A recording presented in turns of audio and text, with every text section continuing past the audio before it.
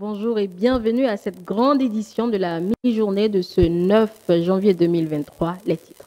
Le président de la Sénat, Saka Lafia, et ses collaborateurs se sont mobilisés pour accueillir les différents coordonnateurs et leurs équipes ce dimanche 8 janvier 2023, après que les Béninois soient passés aux urnes pour élire les députés de la 9e législature. L'ambiance qui a prévalu dans la nuit du 8 janvier au matin du 9 est à suivre dans ce journal. Quelques heures après le dépouillement des urnes, Melvina Chabi s'est rendue dans les états-majors des partis politiques pour prendre les avis sur le scrutin du 8 janvier. Comme dans les autres villes du Bénin, les citoyens de Parakou sont allés ce dimanche 8 janvier 2023 pour exprimer leur devoir civique. Le point de tous ces éléments est à suivre dans cette édition.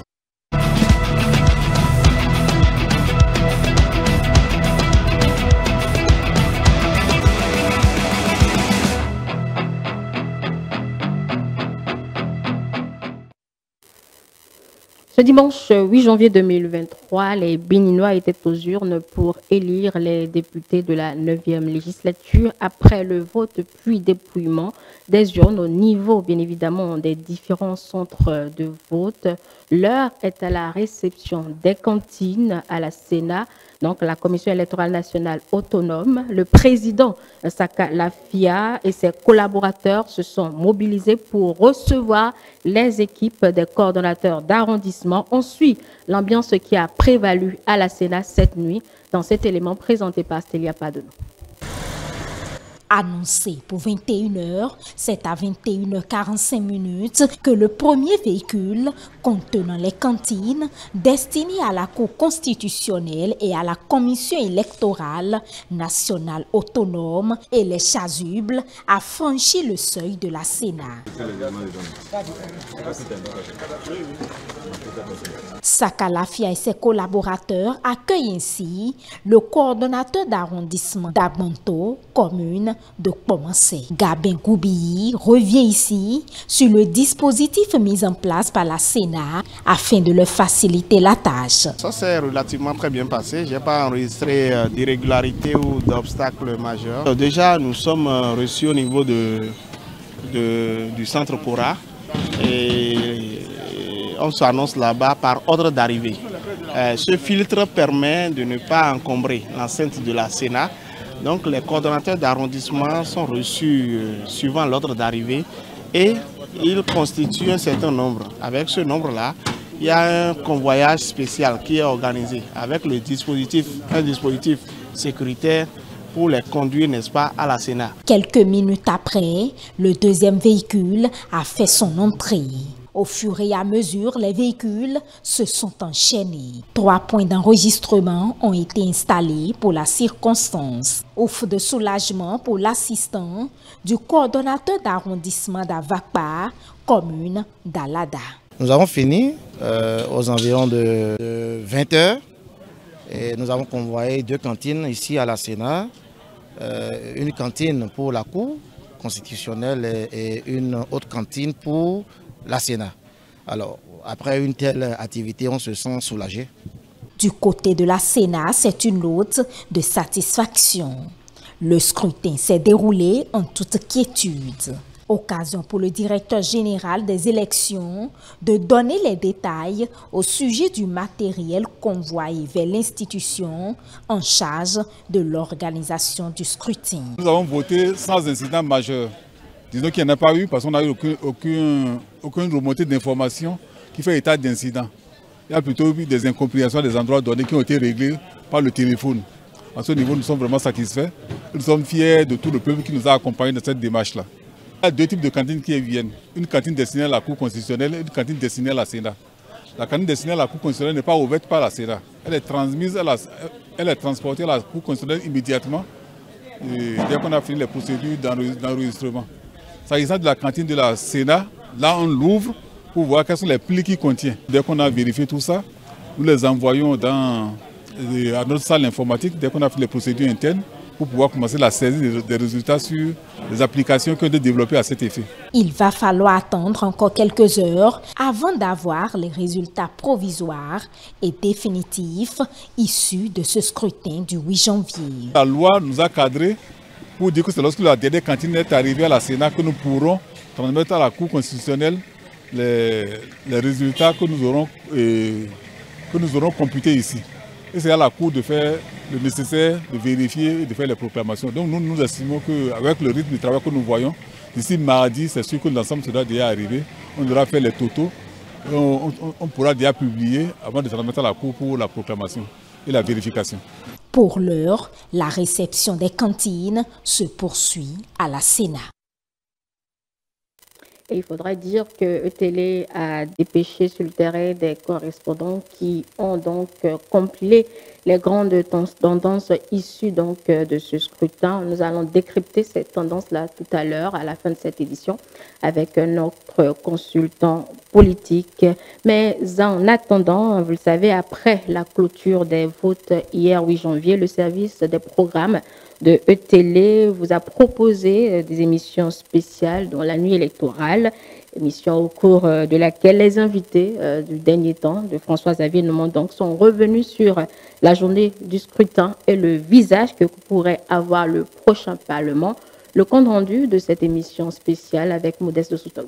L'émission spéciale nuit électorale de ce 8 janvier 2023 a reçu plusieurs représentants des partis politiques engagés dans la course aux législatives 9e mandature. Ces acteurs de différents mouvements politiques livrent leurs impressions relatives au bon déroulement du scrutin. Aujourd'hui, nous avons eu l'opportunité de revivre des élections inclusive. Nous sommes allés au contact du peuple et nous leur avons expliqué notre projet, nous leur avons dit ce que nous pensons, nous leur avons dit tout ce qui s'était passé. Le peuple a prouvé qu'il pouvait et que le bulletin de vote était plus fort que tout. Les tests n'ont pas changé, ce sont les mêmes tests qui ont organisé les élections.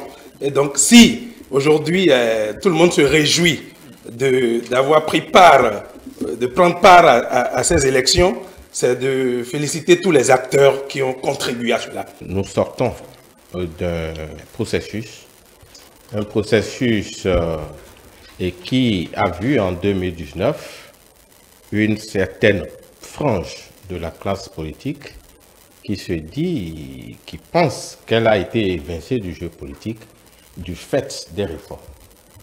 On ne va pas rentrer dans des considérations polémiques, mais toujours est-il que aujourd'hui, le système a été réaménagé de façon à les voir prendre pour acquis un point de départ nécessaire.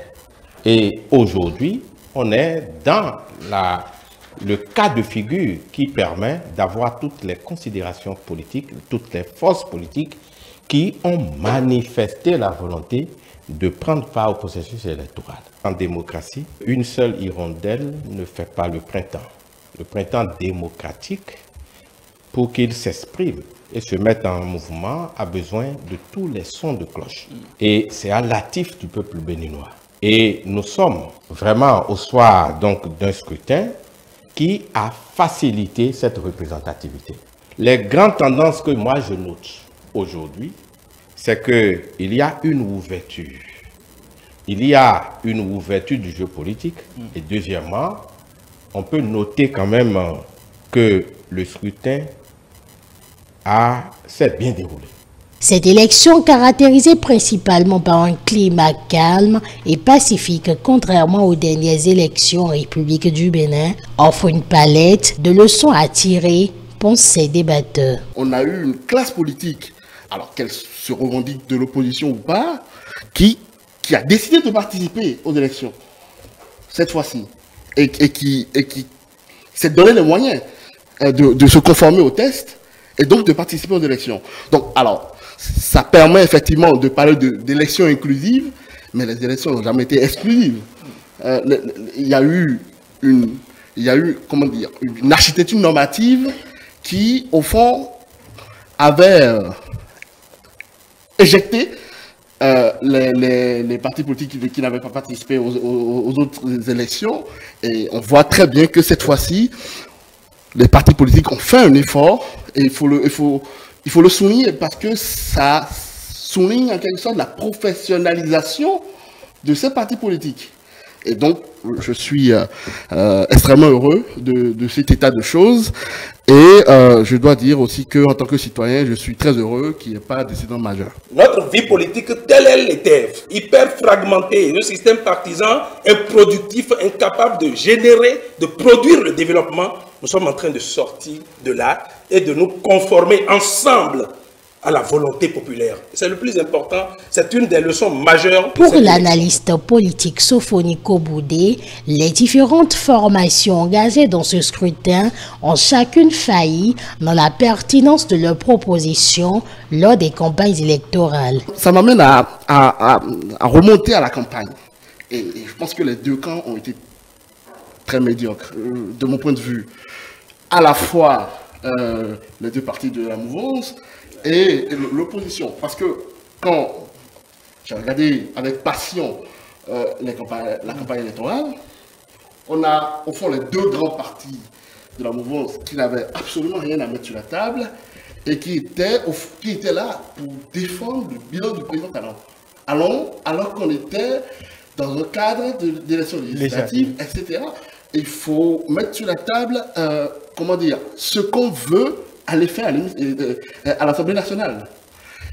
Donc, de ce point de vue-là, j'ai trouvé les deux partis, les deux grands partis, parce qu'il y a aussi des petits partis de la mouvance, voilà. Mais j'ai trouvé les deux grands partis de la mouvance pas très efficaces. Et puis, on avait l'opposition, alors là, qui était dans une espèce de, en fait, pas de délire, mais au fond, ils promettaient de changer radicalement le Bénin une fois à l'Assemblée nationale. C'est-à-dire que s'ils sont à l'Assemblée nationale, eh bien, il n'y a plus un seul pauvre ici au Bénin.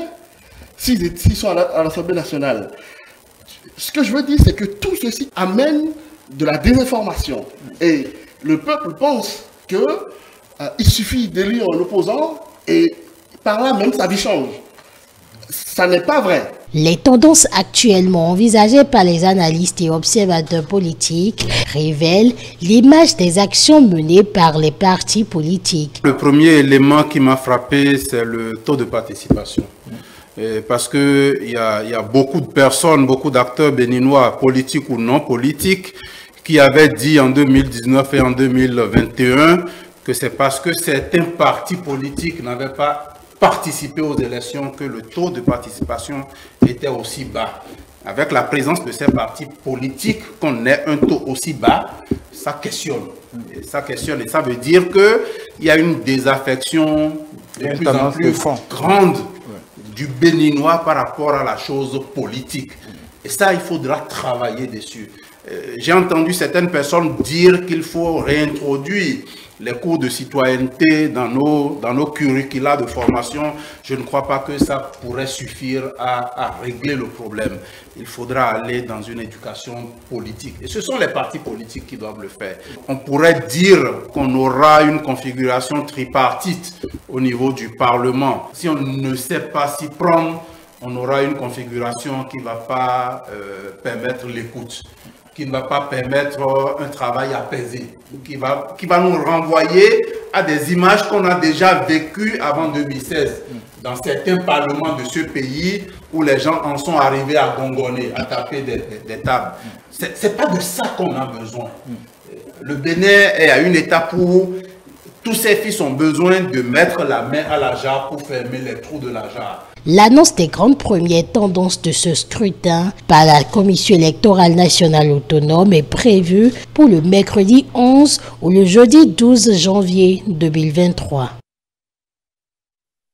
Voilà à présent l'analyse des premières tendances par notre consultant politique expert électoral au cours de la nuit électorale sur vos antennes. Eh bien, Agapit Napoléon Maforican a apprécié bien évidemment les tendances au regard des informations collectées et reçues sur l'ensemble du territoire national.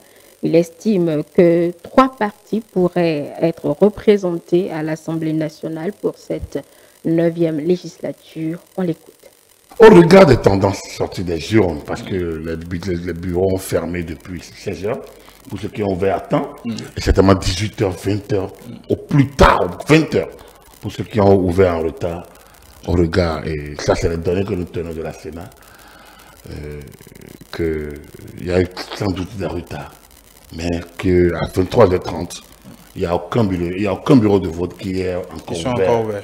Et donc, sous ce prisme du fait que tous les bureaux de vote ont fermé et qu'aucun électeur n'est encore là à voter, au regard de ça, nous pouvons dire souverainement, nous pouvons dire délibérément, nous pouvons dire avec responsabilité et en respectant les réglementations de la HAC, sachant que c'est la Cour constitutionnelle qui proclame les résultats définitifs, c'est la Sénat qui proclame les résultats provisoires.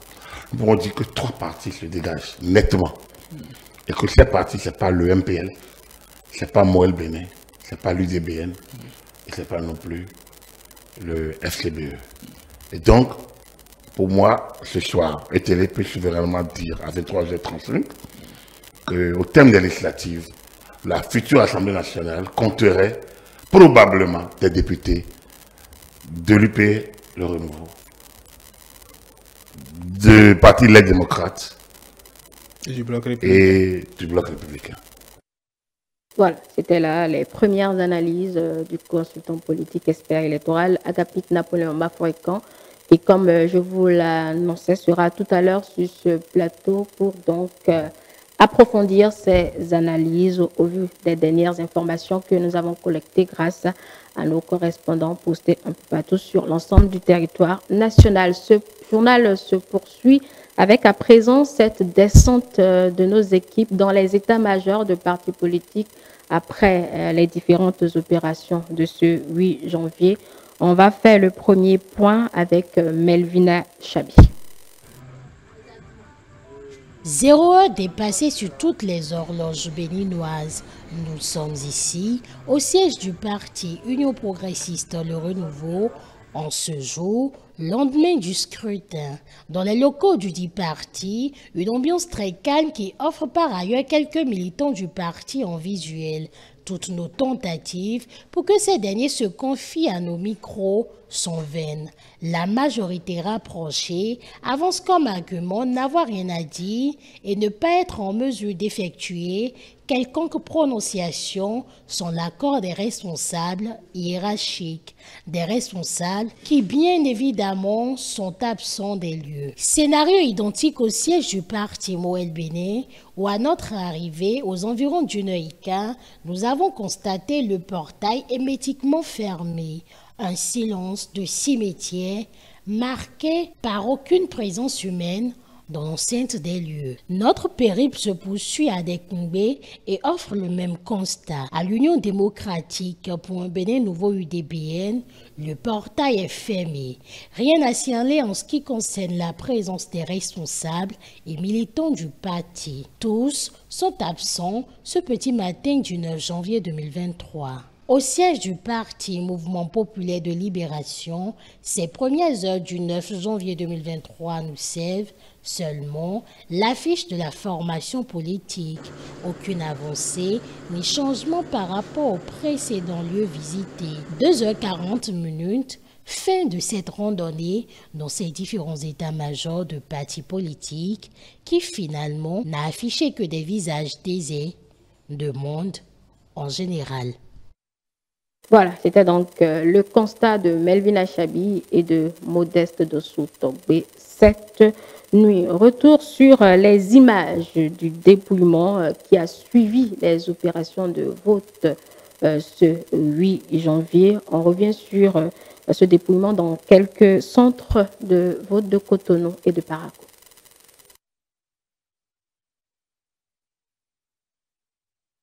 Les choses se sont bien déroulées et ça a commencé à temps réglementaire, ça a commencé à 7 h et a pris fin rigoureusement à 16 h. On n'a pas été confronté à aucun problème. Déjà à 16 h, avec quelques témoins, on a passé au dépouillement. Nous avons au total 477 inscrits et sur les 477, nous avons 95 votants. dont un bulletin nul et 94 bulletins valables. Nous sommes en train de tout embarquer pour nous rendre à l'arrondissement if la journée est terminée. Les dépouillements sont bien passés sans problème, même s'il y a eu un peu de conflit, mais tout s'est arrangé, ça s'est bien passé. Les gens sont sortis massivement, même après les messes, où il y a des gens qui sont allés à la messe, même après les messes, ils sont arrivés voter normalement. Nous avions démarré à 7h00 comme cela a été prévu par la Sénat et nous avions bouclé rigoureusement à 16h00. Les électeurs étaient venus, mais pas comme cela se doit. Nous avions dans notre registre 482 inscrits. Donc 482 normalement devraient venir voter, mais 129 sont venus accomplir leur devoir civique. Tout s'est bien passé et ceux qui étaient venus pour voter ont accompli leur devoir civique dans la paix. Voilà, et après le décompte maintenant, nous allons remplir les formalités. Nous irons déposer le reste à l'arrondissement et la Sénat se chargera du reste. Après le vote, le dépouillement s'est bien passé. On a pu remplir le contenu des enveloppes.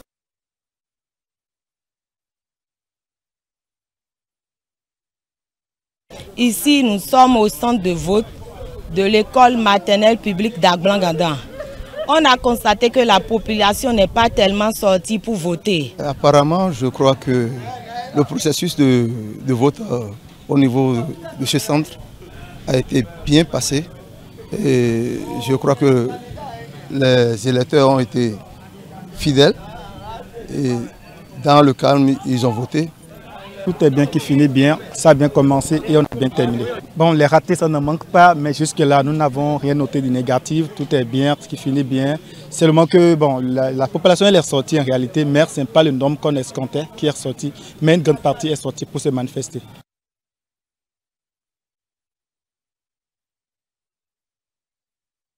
Après 9 heures d'horloge de vote prévue par la Commission électorale nationale autonome, ici à Parakou, tout se met en place. Il sonne exactement 16h30 ici à l'EPP Saint-Étienne. Devant les observateurs, les mandataires des différents partis politiques, le président du bureau de vote donne le top.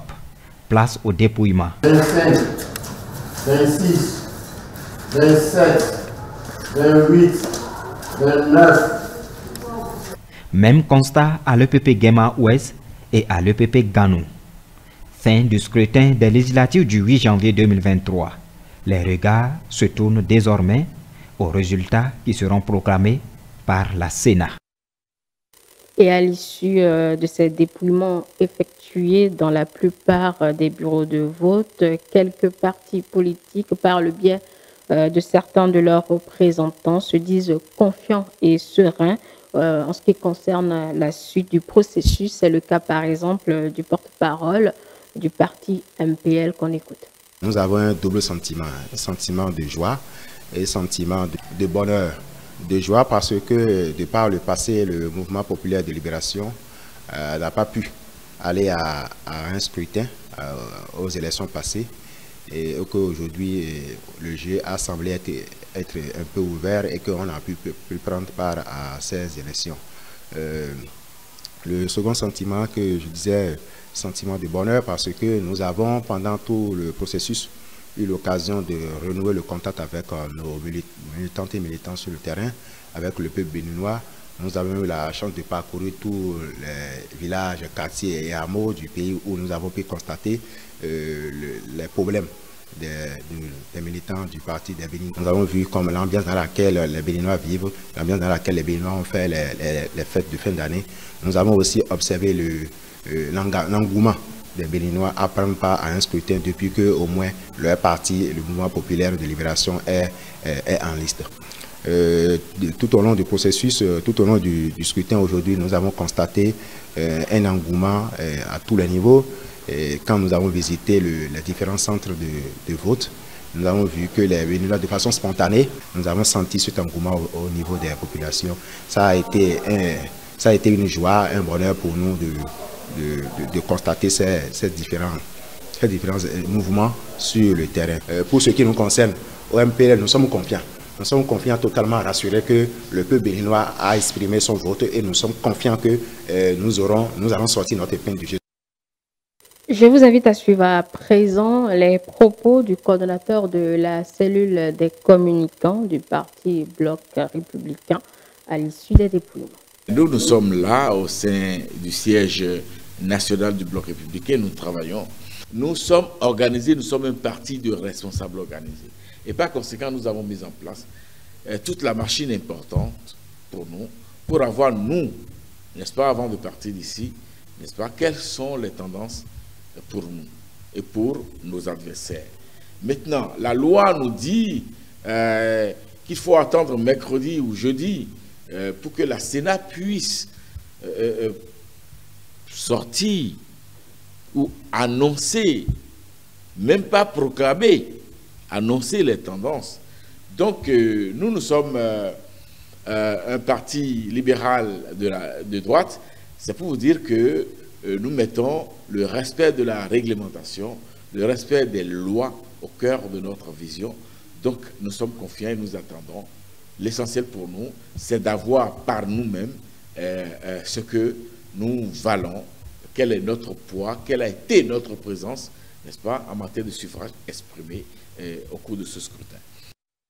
À l'instant, Distel Moussou, coordonnateur de la cellule des communicants du parti Bloc républicain. Retour sur la journée de vote de ce 8 janvier pour clore cette édition.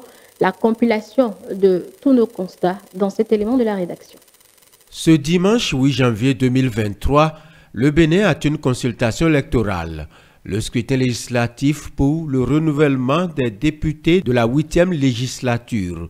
Tôt le matin, électeurs et agents électoraux de différentes catégories sont dans les centres de vote, chacun pour accomplir son rôle. Le scrutin démarre à 7 h, mais de légers retards par endroit. Pour le moment, ça n'a pas encore démarré. Et nous sommes là, nous attendons pour qu'ils amènent les urnes du 3e arrondissement et ceux du Sénat. Ce que je sais, c'est qu'il y a au moins 4 postes de vote ici. Effectivement, normalement, le scrutin devrait démarrer à 7 h, mais on n'a pas pu quitter tôt de l'arrondissement pour arriver ici. Donc, raison pour laquelle on a accusé 17 minutes de retard. On a eu un peu de difficulté au niveau de la prise des matériaux, donc on a accusé d'un peu de retard de 15 minutes. Donc, on a commencé à 7 h 15 et on finit à 16 h 15. À l'ouverture des centres de vote à Parakou, les citoyens ont commencé par accomplir leur devoir civique. Je viens d'accomplir mon droit civique, mon droit qui prouve que je suis un citoyen béninois. Je viens de passer à l'acte ultime, je viens de voter. C'est ça. J'ai déjà accompli mon devoir. Je crois que tout le monde comprend maintenant que c'est important de venir accomplir ce devoir civique-là. J'ai rempli mon devoir. Je me suis levé tôt parce que j'ai quitté loin. Et je vais repartir tout à l'heure. Quant à ce qui me concerne, j'ai accompli quand même moi mon devoir de citoyen. Entre l'ouverture des bureaux de vote et les 9 heures de la durée du scrutin suivant, candidats et autorités sont aussi allés, chacun dans son lieu de vote, s'acquitter de leurs devoirs. Tout est bien organisé. Il y a le calme plat. Aujourd'hui, on se rend compte que le pays est démocratiquement mûr. Tout se passe dans de bonnes conditions. C'est très bien organisé. Ça, il faut féliciter Souley Abou pour cette organisation de cette élection. Tout d'abord, je remercie le peuple béninois souverain. Je remercie les populations de la 8e et particulièrement les populations de Parakou. Ce vote est d'une importance capitale. La vérité va l'emporter sur le mensonge. Si plaît à Dieu, la lumière va l'emporter sur les ténèbres. Après 2 semaines de campagne, je suis venu accomplir mon devoir citoyen, mon devoir civique. Donc je suis très heureux. Aujourd'hui, c'est le jour J et nous venons ainsi d'accomplir notre droit de vote. Les sentiments, d'abord, ce sont des sentiments de satisfaction. Vous savez, aujourd'hui, les populations sont matures. Chacun sait ce qu'il veut. Je suis satisfaite du déroulement des élections depuis la matinée.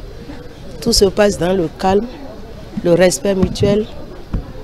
Mon souhait, c'est que la dynamique se poursuive jusqu'à la fin des activités de vote, que les meilleurs ou le meilleur gagne. Dans la cité des Kobourou, beaucoup de citoyens ont éprouvé des difficultés à retrouver leur centre de vote. Comment peut-on comprendre que quelqu'un qui trouve son nom, photo, la date de naissance sur les listes affichées, là, collées contre le mur, il va pour voter à l'intérieur et qu'on lui dise que son nom ne figure dans aucun des répertoires. Maintenant, celui-là, comment il va s'arranger pour voter? Alors qu'il veut voter, il veut montrer qu'il est un bon citoyen. Pas d'incident majeur signalé dans la ville de Parakou. Le taux de participation est amélioré pour cette élection comparativement aux deux dernières. La démultiplication des centres de vote a posé cependant quelques problèmes. Les gens se perdent puisque les centres de vote ont augmenté. Ça fait que la population ne se retrouve pas. Donc moi, je les ai exhortés d'aller dans tous les centres de vote pour pouvoir vérifier les noms. Puisque ceux qui ont les cartes doivent voter. Alors où on est actuellement, on a un peu moins de 50 qui ont déjà voté. Sur 133, parce que nous avons un bulletin de 50, donc il en reste à peu près pour que ça finisse. C'est vrai qu'il y a certains qui actuellement n'ont pas pu retrouver leur nom sur la liste. À part cela, je peux vous dire que le vote se déroule très bien. Notre souhait le plus ardent est que cela se déroule ainsi jusqu'au soir, c'est-à-dire jusqu'à la fermeture du vote. Pendant que le scrutin se déroule, différents observateurs sont en mission sur le terrain. Dans l'ensemble, je pense que tout va bien. Tout se passe vraiment très bien dans le calme et tout. On a des représentants un peu partout. C'est d'ailleurs ce que je suis en train de vérifier. J'ai vu vraiment que tout le monde est en place. Tout se passe bien, mais seulement que les gens viennent, ils ont des cartes, ils viennent ici, ils ne retrouvent pas leur nom. Sinon les gens viennent, ils ne retrouvent pas, mais on les oriente dans les autres postes de vote aussi, d'aller chercher là-bas, voir s'ils ont leur nom là-bas. Les gens se perdent parce que lors de l'affichage des listes, ils avaient retrouvé leurs noms. Mais aujourd'hui, les noms ne sont pas là. Ce que nous déplorons beaucoup. Nous représentons la Sénat et nous sommes là pour les bons déroulements des scrutins. Notre constat, il n'y a pas grand-chose, hein, puisque là où nous avons eu des difficultés, c'est que nos membres des postes de vote sont venus un peu en retard au niveau de l'arrondissement pour chercher les matériels pour aller sur les terrains. Mais pour le moment, tout se passe bien, sauf que les électeurs ne se retrouvent pas un peu par rapport à leur nom au niveau de...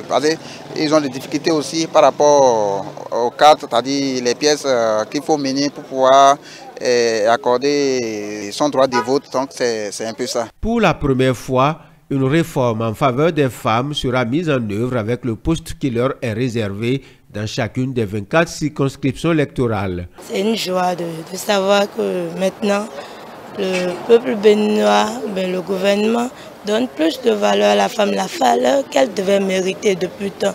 Et c'est l'occasion pour moi de dire un grand merci à ce gouvernement qui a pensé à cela. À l'heure de la fermeture, le dépouillement, les décomptes sont faits. Chaque parti fera le point en attendant la première proclamation des résultats provisoires par la Commission électorale nationale autonome Sénat dans les prochains jours.